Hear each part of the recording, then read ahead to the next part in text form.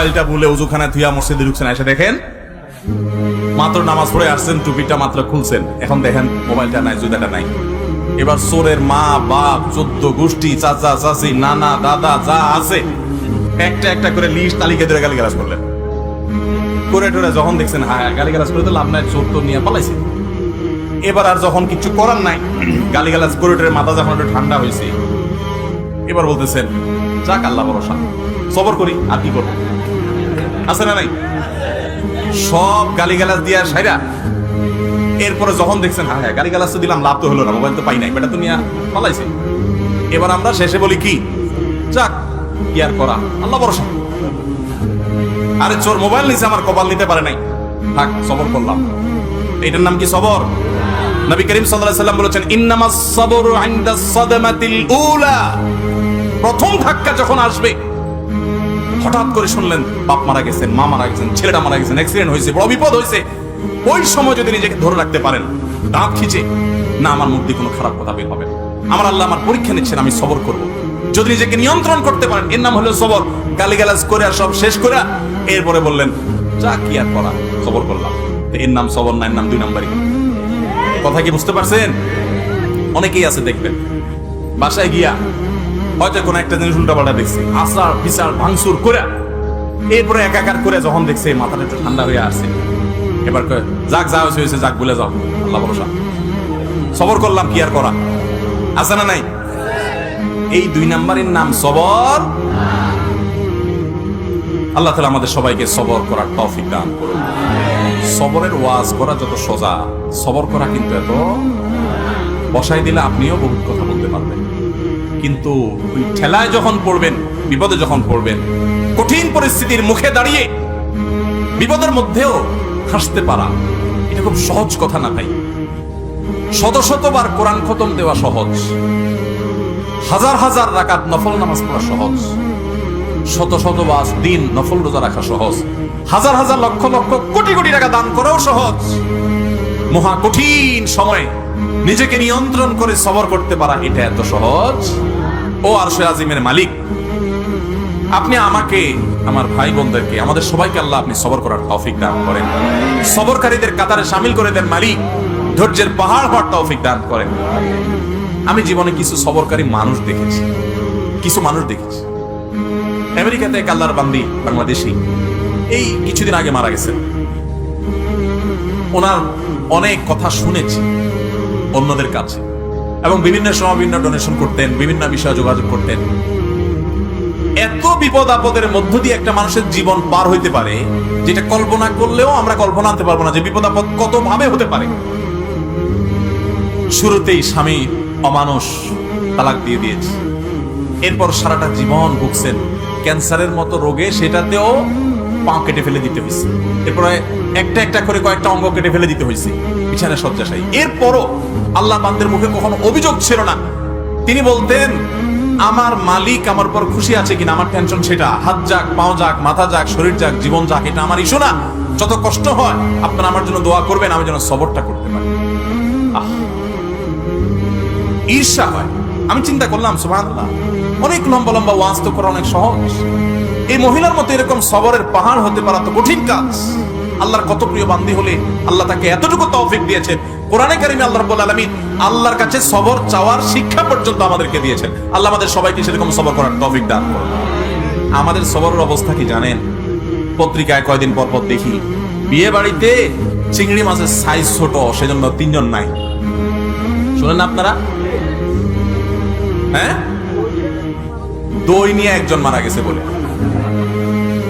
আবার ওয়াজ করতেছি ব্রাহ্মণবাড়িয়ার মাটিতে বসে, আপনারা মন খারাপ করেন না, ব্রাহ্মণবাড়িয়া না, এই ব্যাপারে গোটা বাংলাদেশের সব জায়গার মানুষই কম বেশি আমরা বেসবর, ঠিক না? ঠিক ভাইরা আমার, কোন মুখে আল্লাহর কাছে জান্নাত দাবি করব বলেন? নবীদেরকে জীবন্ত করাত দিয়ে টুকরা করে ফেলা হয়েছে, আগুনে নিক্ষেপ করে ফেলে দেওয়া হয়েছে, একটার পর একটা ভয়াবহ পরীক্ষা নেওয়া হয়েছে। আল্লাহর নবী হওয়ার পর, আল্লাহর রাসূল হওয়ার পর তিলে তিলে তিলে তিলে আল্লাহ তাআলা তাদের পরীক্ষা নিয়েছেন, কষ্ট দিয়েছেন। শুধু তাদের নয়, নবী সাল্লাল্লাহু আলাইহি ওয়াসাল্লাম বলেছেন, ইন্নাল্লাহা ইযা আহাব্বা কওমান ইবতালাহুম। আল্লাহ যখন কোন জাতিকে, কোন সম্প্রদায়কে, কিছু মানুষকে যখন আল্লাহ বড় বেশি ভালোবাসেন, তখন আল্লাহ তাদের পরীক্ষা করেন, তাদের বিপদ দেন, মুসিবত দেন, একটার পর একটা, একটার পর একটা মুসিবত দিতে থাকেন, আল্লাহ পরীক্ষা করেন। আল্লাহ বান্দা ঈমানকে পরখ করেন। আমি কিছু মানুষকে দেখেছি, তারা বলেছে, ভাই নামাজ কালাম একসময় পড়তাম না, কই দিনকাল তখন এত খারাপ ছিল না, এখন নামাজ কালাম পড়া ধরছি, হালাল হারাম বাজ বিচার করা ধরছি, সুদ ছেড়ে দিয়েছি, ঘুষ ছেড়ে দিয়েছি, 2 নম্বর পথ ছেড়ে দিয়েছি, এখন দেখি ব্যবসা বাণিজ্য সব দিন দিন নাই হয়ে যেতেছে, সব পায়ের নিচ থেকে মাটি সরে যাচ্ছে। আমি বললাম যে এটাই হলো আল্লাহর পরীক্ষা। আল্লাহর দিকে যখন আসে কেউ, আল্লাহর দিকে আগায়, সে কি আসলেই আগাচ্ছে কিনা, সে কতটা পিওর, তার ভিতর থেকে সে অগ্রসর হয়েছে কিনা, আল্লাহ তাআলা ধাক্কা দিয়ে পরীক্ষা করেন। ভাইরা আমার, চুলের থেকে নুন খসলে আমাদের হাত সামনে চলে আসে, ঠিক না বে ঠিক? টোটা সামনে চলে আসে, আমরা হাতা গোছানো শুরু করে দেই। এগুলা কোন ইমানদারের চরিত্র। নবী করিম সাল্লাল্লাহু আলাইহি ওয়াসাল্লাম বলেছেন, সাহাবীদের সাথে একবার যাচ্ছিলেন উনি কোথাও, তো এক জায়গায় এরকম জটলা পেকে গেছে, জটলা পাকা দেখে নবী সাল্লাল্লাহু আলাইহি ওয়াসাল্লাম জিজ্ঞাসা করলেন, কি হচ্ছে এখানে? বললেন যে ইয়া রাসূলুল্লাহ, এখানে কুস্তি চলতেছে, এক বীর মারাত্মক শক্তি, তার সাথে কেউ পারতেছে না, যে আসতেছে একটার পর একটা সবগুলোরে কাজ করে ফেলা দিচ্ছে, তার সামনে কেউ পারতেছে না। তখন নবী করিম সাল্লাল্লাহু আলাইহি ওয়াসাল্লাম বলেছেন, তোমাদেরকে কি আমি বলে দিব এই লোকটার চাইতে বড় বীর কে? এ তো বাহাদুর খুব, এর চাইতে বড় বীর, এর চাইতে বড় শক্তিশালী মানুষটাকে জানো?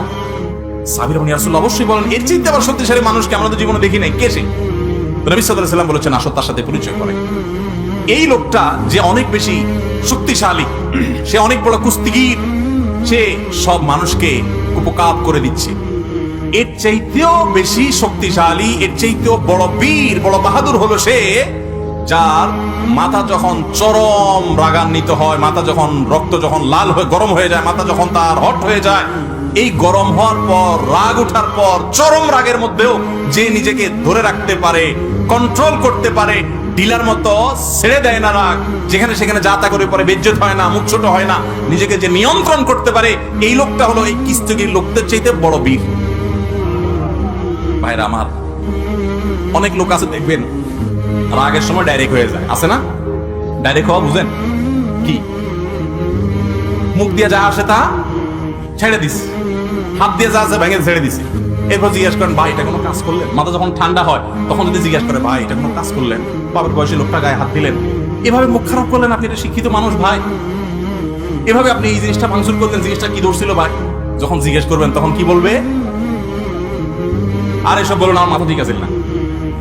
মাথা ঠিক না থাকলে তার নাম কি? তার তো হসপিটালে থাকা উচিত।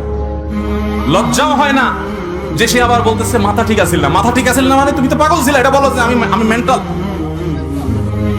ভাইরা আমার, এইরকম মেন্টাল মানুষ আমাদের সমাজে ভরা, ঠিক না বে ঠিক? সমাজে ভরা, ডাইরেক্ট হয়ে যায় যে এটা তো ডায়রিয়ার রোগীর মতো।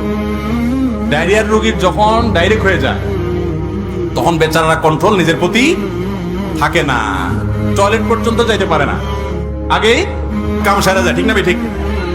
তো যে ব্যক্তির রাগ আসার পর এটা ধরে রাখতে পারে না, কন্ট্রোল করতে পারে না, ছেড়ে দেয়, যেখানে সেখানে যাতা করায় ফেলা, এই ব্যক্তি হলো এই ডায়রিয়ার রোগীর মতো ডাইরেক্ট হয়ে গেছে, লুজ হয়ে গেছে। এই সমাজে টাইট মানুষ বেশি না লুজ মানুষ বেশি? এখন কি টাইট হবেন না লুজ হবেন? নিজের সঙ্গে সংগ্রাম করবেন যে না, যত কঠিন পরিস্থিতি আসুক আমার মুখ খারাপ হবে না, মুখ দিয়ে গালি বের হবে না, হাত ছুটবে না, আমি অন্যায় করব না, আমি নিজেকে কন্ট্রোল করব। আল্লাহ আমাদের সবাইকে সেই তৌফিক দান। ভাইরা আমার, এরকম হট মেজাজি মানুষগুলো সুস্থ না অসুস্থ? এই অসুস্থ মানুষগুলো আবার নিজের রাগ নিয়ে অনেক সময় বড়াই করে দেখবে, বলবে কি জানেন? আরে ভাই জানেন না, উল্টা পাল্টা দেখলে আমার মাথা ঠিক থাকে না, এরকম বলে না? বলার সময় ভাবসাব এমন যে উনি বিরাট বেটাগিরি জাহির করে ফেলছে, তাই না?